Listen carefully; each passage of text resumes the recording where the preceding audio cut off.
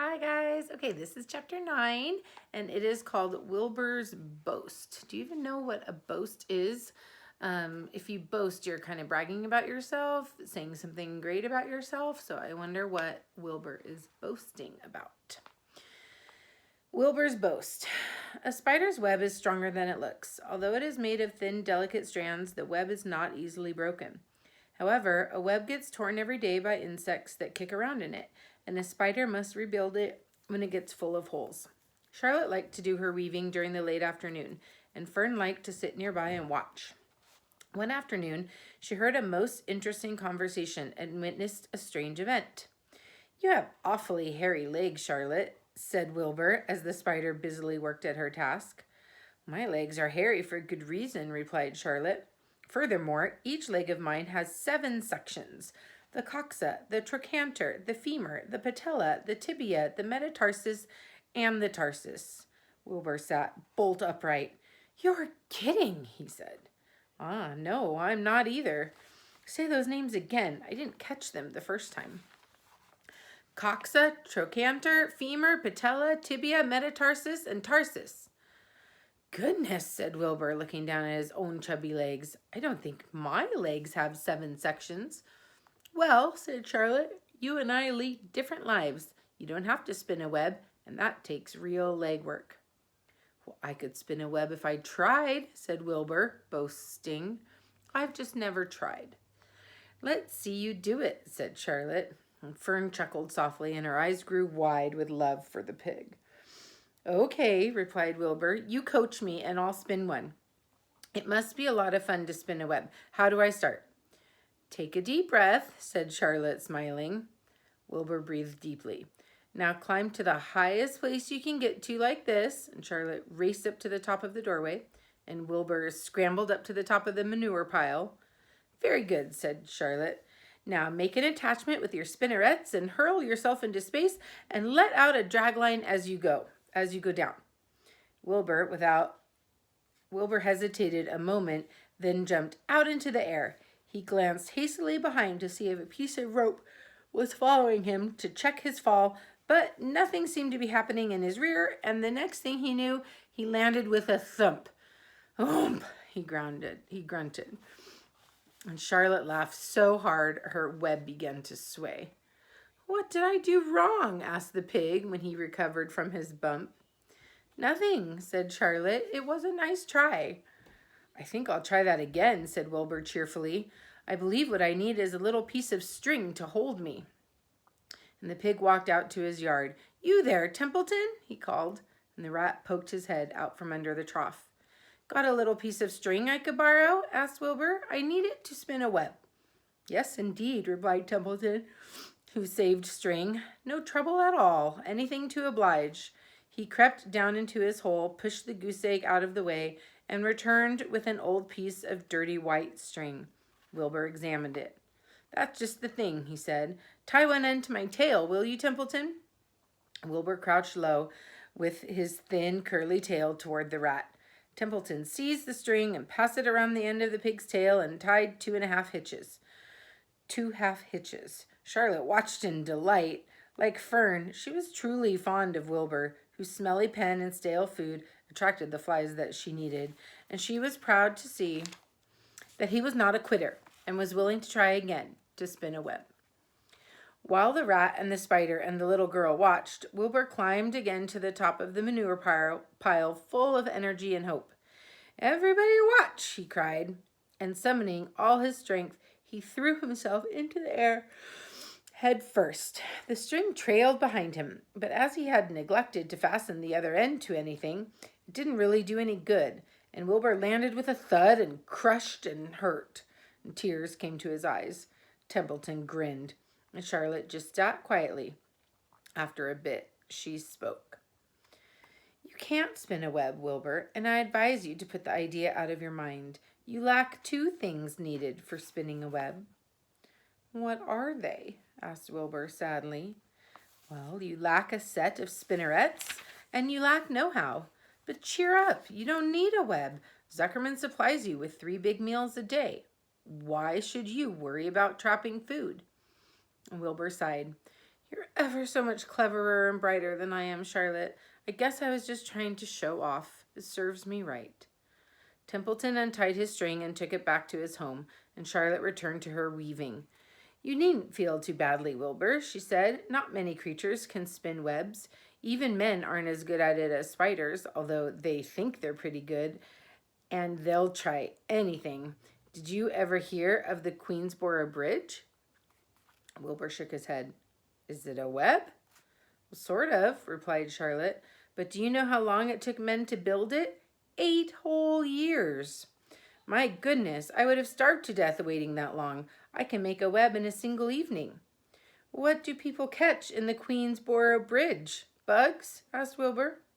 No, said Charlotte. They don't catch anything. They just keep trotting back and forth across the bridge, thinking there is something better on the other side. If they'd hang head down at the top of the thing and wait quietly, maybe something good would come along. But no, with men, it's rush, rush, rush every minute. I'm glad I'm a sedentary spider. What does sedentary mean? Asked Wilbur. Means I sit still a good part of the time and don't go wandering all over creation. I know a good thing when I see it, and my web is a good thing. I stay put and wait for what comes. It gives me a chance to think. Well, I'm sort of sedentary myself, I guess, said the pig. I have to hang around here whether I want to or not. You know where I'd really like to be this evening? Where? In a forest, looking for beech nuts and truffles and delectable roots, and pushing leaves aside with my wonderful strong nose, searching and sniffing along the ground and smelling, smelling, smelling. You smell just the way you are, remarked a lamb who had just walked in.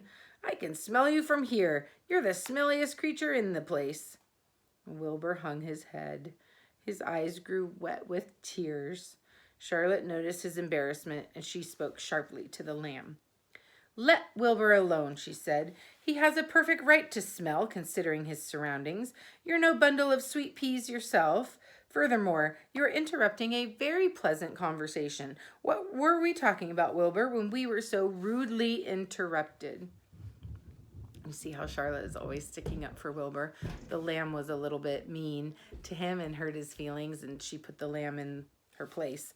And then when she was teaching Wilbur how to spin a web, she was never really mean about it. I think she was just amused that Wilbur would try, and then she was impressed that he didn't give up.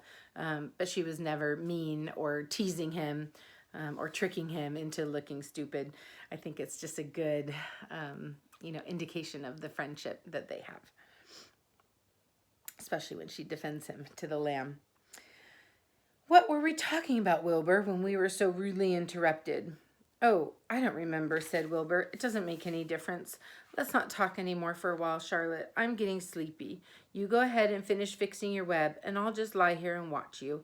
It's a lovely evening. And Wilbur stretched out on his side. Twilight settled over Zuckerman's barn, and a feeling of peace.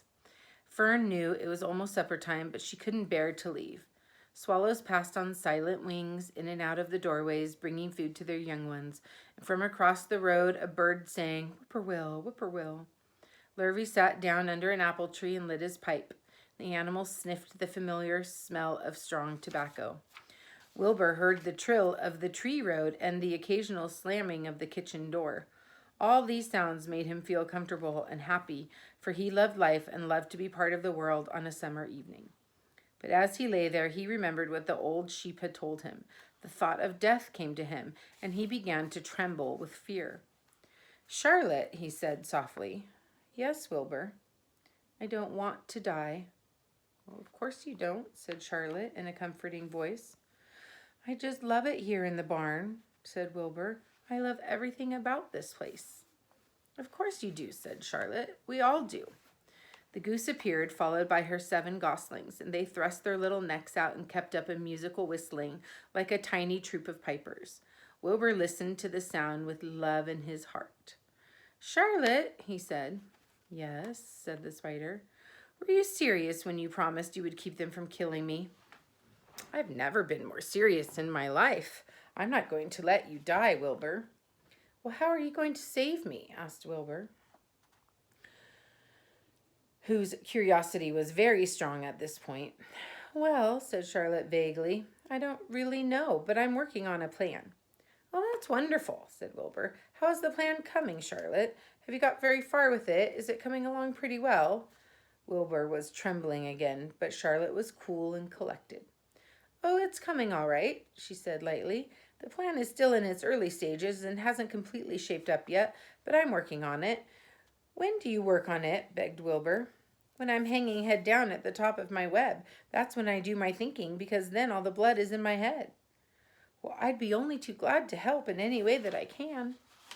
Oh, I'll work it out alone, said Charlotte. I can think better if I think alone. All right, said Wilbur, but don't fail to let me know if there's anything I can do to help, no matter how slight. Well, replied Charlotte, you must try to build yourself up. I want you to get plenty of sleep and stop worrying. Never hurry and never worry. Chew your food thoroughly and eat every bit of it, except you must leave just enough for Templeton. Gain weight and stay well, and that's the way you can help. Keep fit and don't lose your nerve. Do you understand? Yes, I understand, said Wilbur. Go along to bed then, said Charlotte. Sleep is important.